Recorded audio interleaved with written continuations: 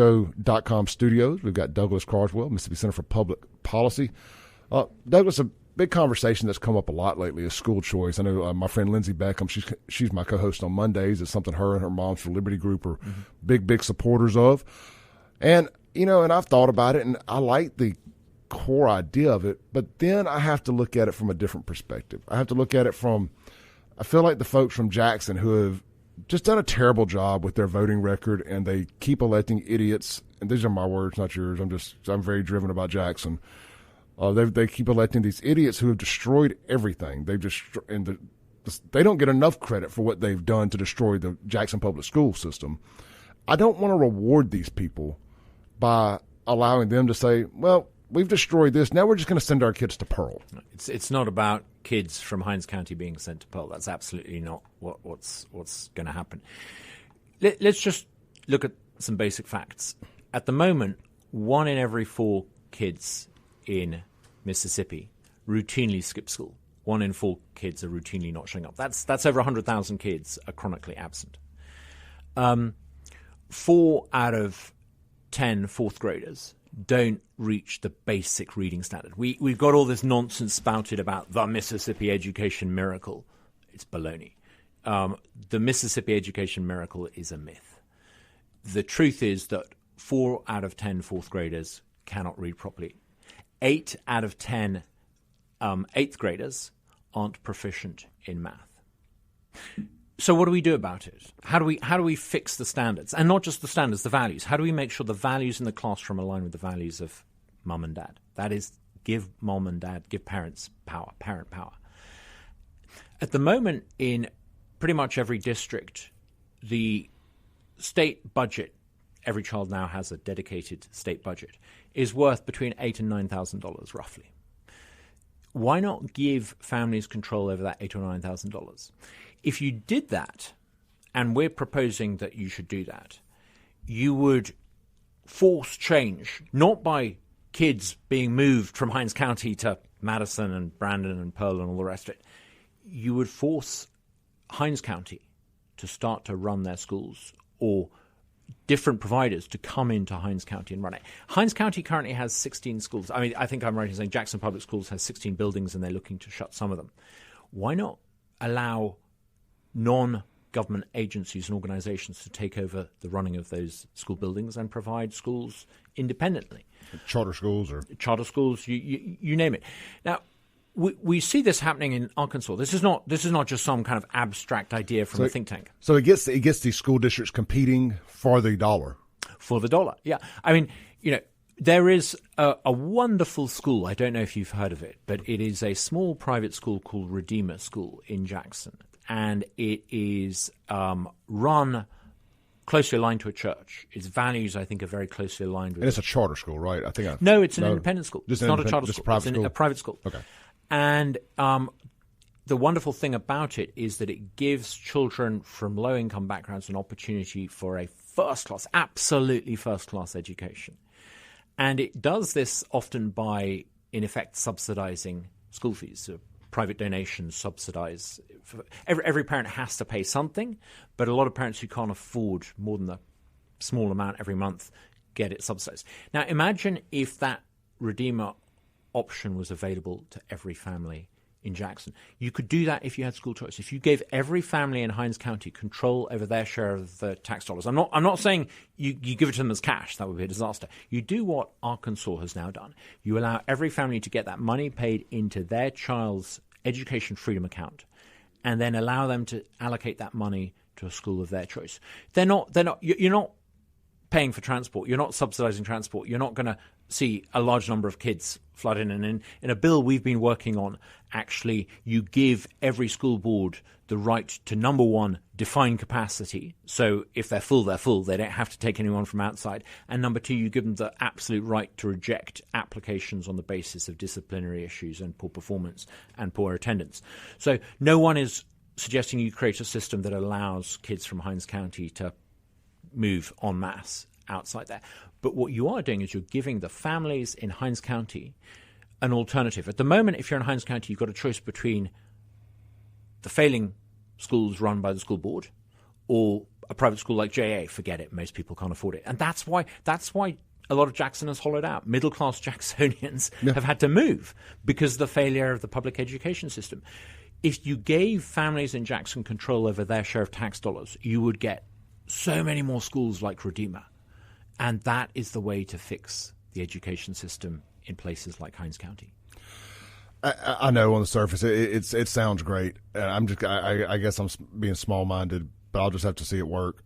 I was a fan of it for a long time, and then somebody explained the flip side, and it was what I'm explaining. And, people and it's hard for me to wrap my head around. Let's not rewarding people. Let's not beat about the bush. Let's go straight to it. There's fear that if you had school choice, you would get the wrong kind of kids moving into well-run school board districts. That will not happen, and that will not happen because the proposal would guarantee that the receiving school board defined capacity. And I think you've got to give people that assurance that if your district elects good people to do a good job, and you pay your local taxes for your school board, and you've got good school superintendents running it, you want to make sure that you're serving your local community first and foremost. Absolutely. You have to do that. This isn't about kids moving from Hinds County to Madison or Rankin. Sure. It's about making sure that the people in Hinds County get opportunities in Hinds County that they don't have. Let's see here. Just got some text on the text line here. So is that stat 1 in 4 kids a statewide statistic? Some areas of the state probably skew that if it is. It is a statewide statistic, and I think it's fairly accurate because you can look back over 10 years and you see about 70,000 kids were routinely skipping school in 2016, 2017, and the numbers have skyrocketed since. So, when you hear politicians talking about the Mississippi Miracle, ask them why 1 in 4 kids aren't showing up. There's nothing miraculous about that. And the Mississippi Miracle, for us that have whose kids are out of school, that's this third grade reading test, right? Or this third grade exam where you got to pass that to go to the next. Well, there are 2 benchmarks. If you use the Mississippi benchmarks, then you convince yourself that actually things are getting better, because like in the Soviet Union, when they measured tractor production targets, the statistics are essentially meaningless. If you look at the NAEP, the national benchmark, there has been no significant improvement in reading or math in Mississippi in 5 or 6 years, and it's ludicrous to suggest there has. Yeah, I can look at it on a local level and tell you that I don't see the miracle working. You may be thinking the eyeball test. You may be thinking, why am I attacking this idea of the Mississippi education miracle? And I think it's really important to do this because when Republican leaders perpetuate the myth of the Mississippi miracle, why would Mississippi then need to make dramatic change and embrace school choice? Those who advocate the myth of the Mississippi miracle are undermining the chances of Mississippi doing what we need to do and what 3 of the 4 neighboring states around us have done. So I think we need to recognize the Mississippi miracle is a myth. We need to ridicule, because it's ridiculous, literally ridiculous. We need to ridicule those who perpetuate the myth of the Mississippi miracle. And we need to recognize that actually things are bad, and the only way to change them is to embrace the kind of school choice that Sarah Huckabee Sanders, the extraordinarily wonderful governor of Arkansas, has introduced in Arkansas. Ask yourself a question.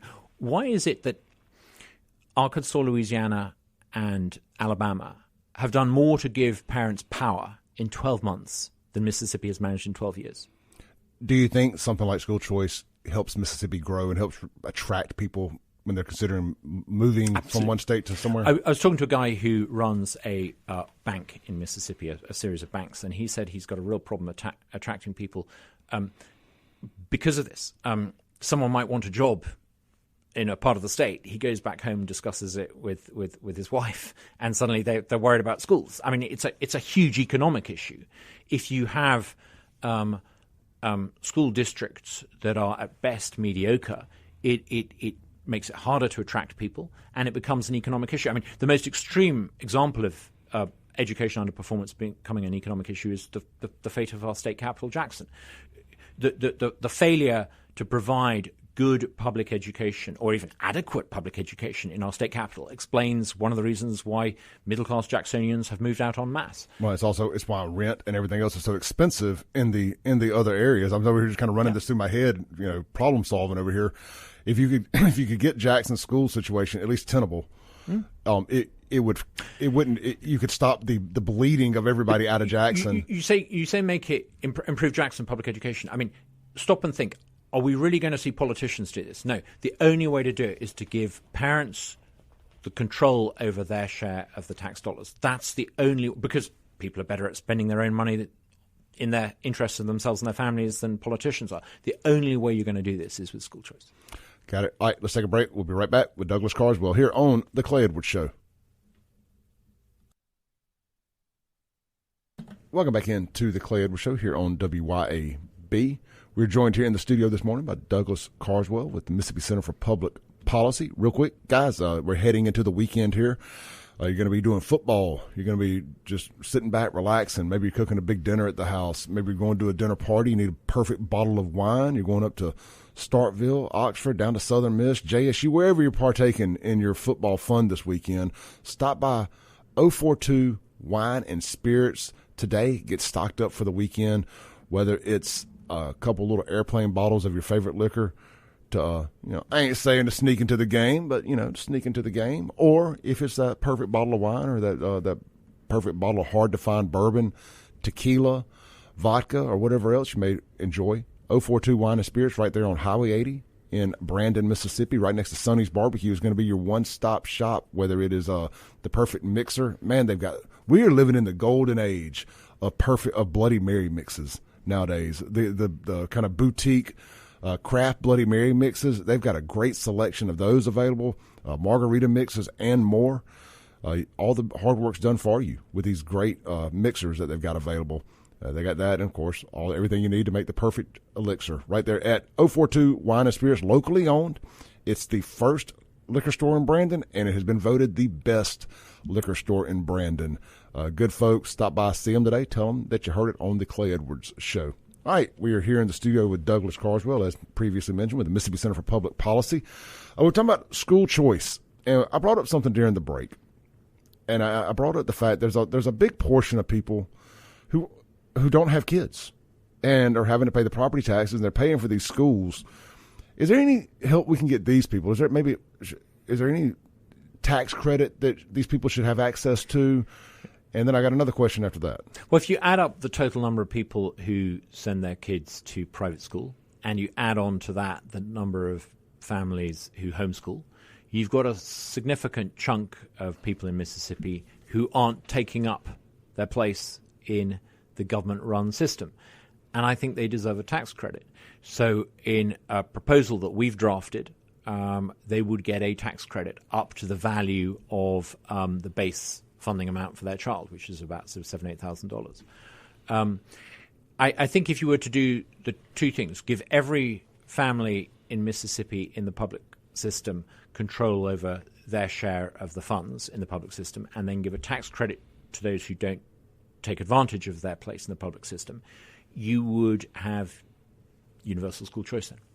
No, I like that. I think that is one way you sell this to people that it doesn't necessarily affect. Mm-hmm. The people who don't have children or have the private school. I think that definitely makes a big difference. Okay, so I had another question, and this isn't so much about school choice as it is state intervention. Mm-hmm. City of Jackson public schools are clearly going the wrong direction. I think that's the nicest way I can say it. There was a bill a couple of years ago that the state would have came in and taken control of the school system. Yeah. And I feel like the state should come in and take control of the whole city, at least put it in some type of conservatorship. Another conversation for another day.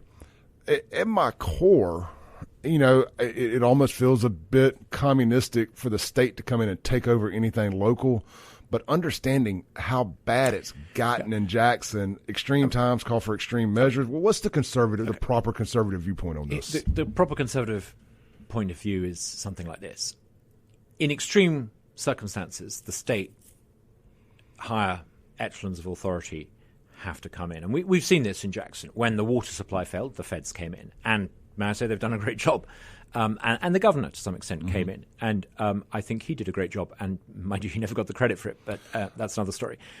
We've seen it, too, with policing and the criminal justice system. You've had the state court appoint judges to clear the backlog in Hinds County courts. The Capitol Police. The Capitol Police. And I think they're doing a great job. And again, I don't think the governor's got full credit for this.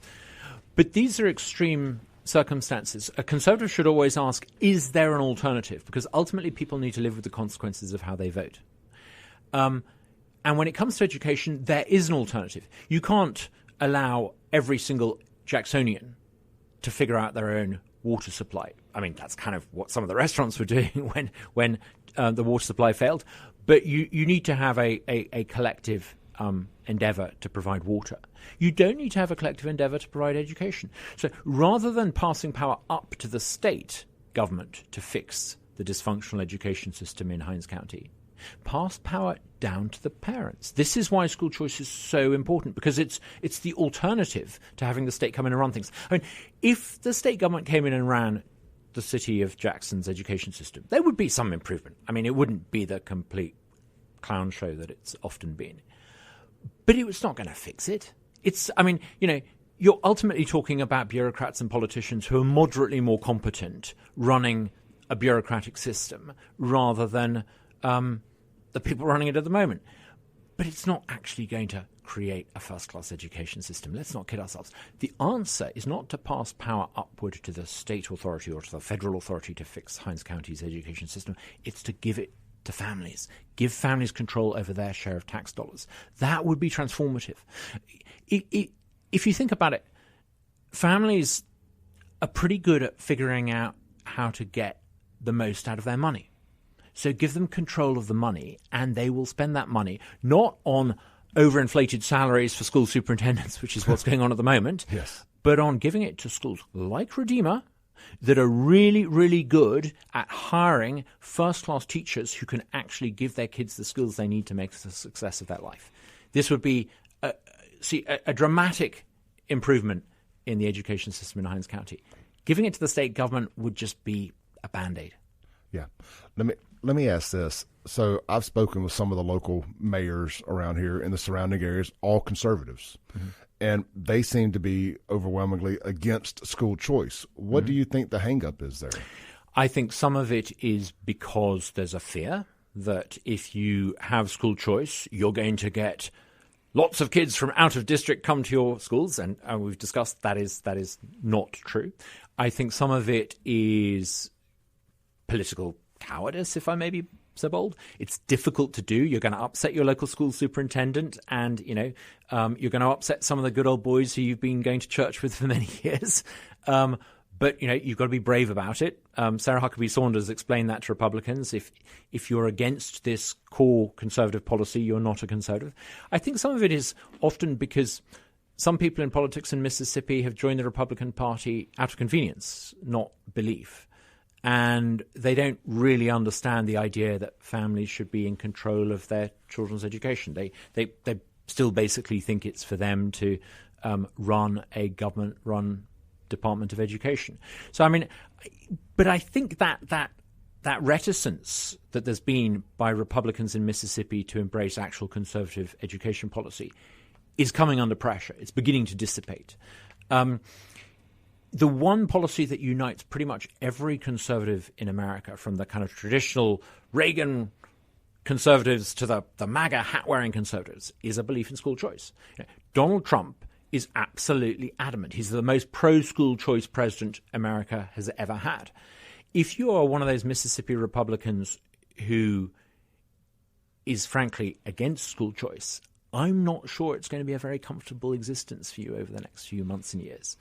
It's interesting, and I'm trying to understand it from both sides here. And like I said, I told you during the break, I just have this lens that I'm forced to see things through, and it's the lens of Jackson, Mississippi, and the complete failures of everything in that city, and the fear of rewarding these people for their failures. You're not rewarding anyone, Clay. You're giving families in Hinds County the ability to send their kids to good schools in Hinds County, good schools many of which don't currently exist.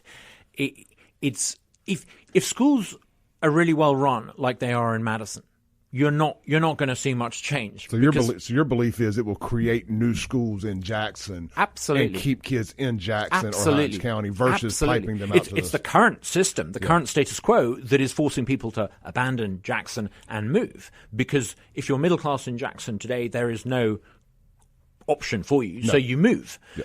It is the current system that is causing people to leave Jackson and move to Rankin County and Clinton and Madison. What I'm talking about is a system that creates the change in Hinds County so people don't need to move. I think going into the next election cycle, this is going to be the biggest topic. That's what we intend Medicaid expansion. We intend to make it the biggest topic, and we intend to be absolutely clear. If you do not support school choice, you are not a conservative, and you don't deserve conservative support in the conservative vote. All right, let's take a break, come back, land the plane for the day with Douglas Carswell, Mississippi Center for Public